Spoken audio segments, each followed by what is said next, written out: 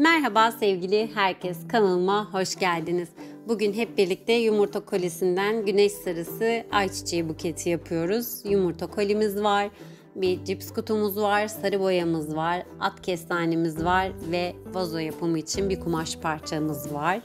Hemen çalışmamıza başlayalım.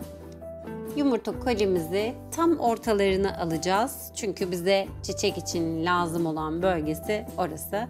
Hemen göstereyim size, bir tane böyle tek tek bu bölgeleri çıkartacağız. Öncelikli olarak ben bütün parçalarımı hazırlayıp öyle çalışmama başlayacağım. O yüzden dediğim gibi tek tek parçalarımızı çıkartalım.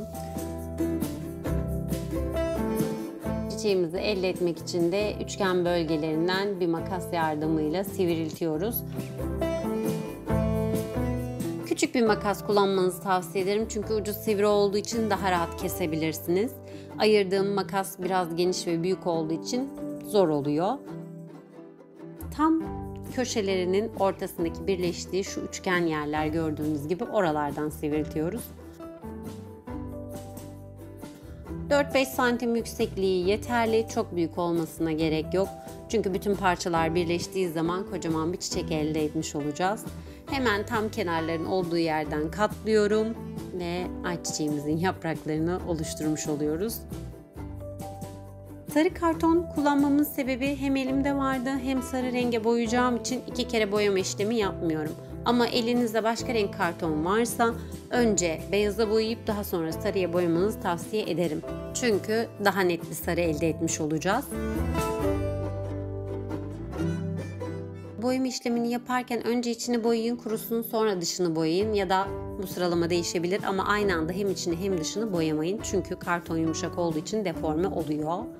Hemen at kestanemizi ortaya koyuyorum ve ayçiçeğimin yapraklarını birleştirmeye başlıyorum. Ayçiçeğin ortasına at kestanesini kullanma sebebim her zaman biliyorsunuz tamamen geri dönüşümlü çalışma elde edebilmek. Minimum şartlarda hazır ürün kullanmak. Bu sebepten doğanın bize hediyelerini her zaman kullanmanızı ve bu tarz çöpe attığımız kolilerin geri dönüşülmesini tavsiye ederim sizlere.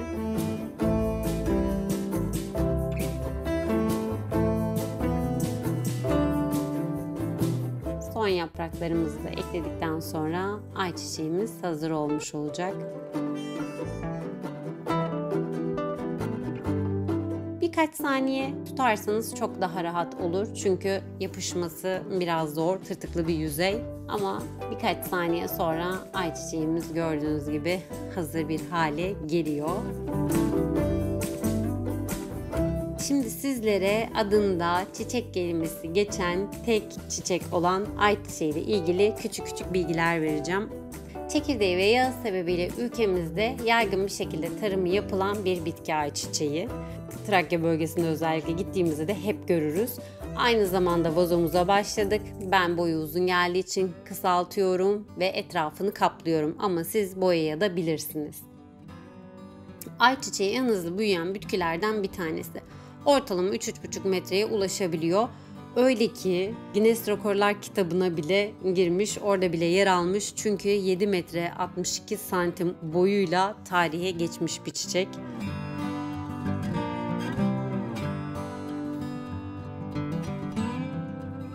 Tek bir ayçiçeğinde ortalama 2000 tane çekirdek var. Bu da demek oluyor ki bizim gibi, benim gibi çekirdek sevenler için büyük bir ganimet ayçiçeği.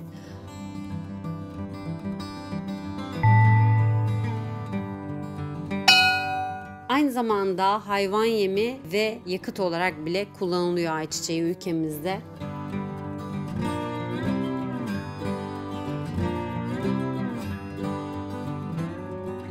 Biz sohbetimizi ederken gördüğünüz gibi vazomuz da yavaş yavaş meydana çıktı.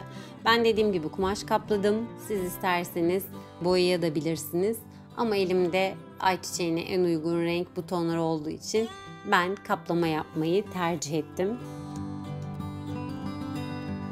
Hemen ayçiçeğimizin dallarını yapalım. Çöp şişlerden yine faydalanıyoruz. Daha sağlam olması için ben 2 taneyi birbirine ekliyorum. Sizin elinizde daha sağlam bir çubuk, karton, ahşap varsa onu da kullanabilirsiniz. 3 tane ayçiçeğimiz olduğu için 3 tane birbirine ekliyorum. Ama gördüğünüz gibi bunların hepsini aynı seviyede yapmıyorum. Uzunlu kısalı yaptım. 3 boyda yaptım. Hemen yeşile boyuyorum. Dallarını yapıyorum.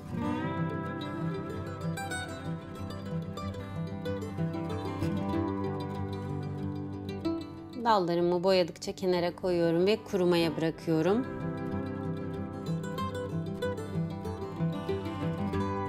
Kuruduktan sonra da arka tarafından yapıştıracağım. En sivri, en yüksek olan 2 noktasına hemen silikon sürüyorum ve biraz elimle tampon yapıyorum. Yapıştığından emin olduktan sonra kenara bırakıp diğer bütün çiçeklerime aynı işlemi uyguluyorum.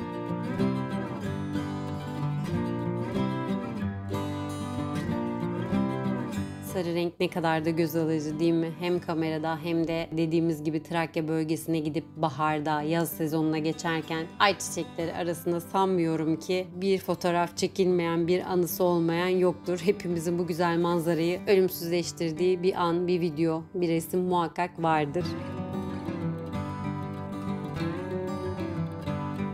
Yapraklarımızı da ekleyelim arkasına. Elinizdeki kuru çiçeklerden, yapay çiçeklerden kesip bu yaprakları kullanabilirsiniz. Ben de öyle yaptım. Evde olan kullandığım çiçeklerden, yapraklarından biraz tırtıklayıp ayçiçeklerime ekledim.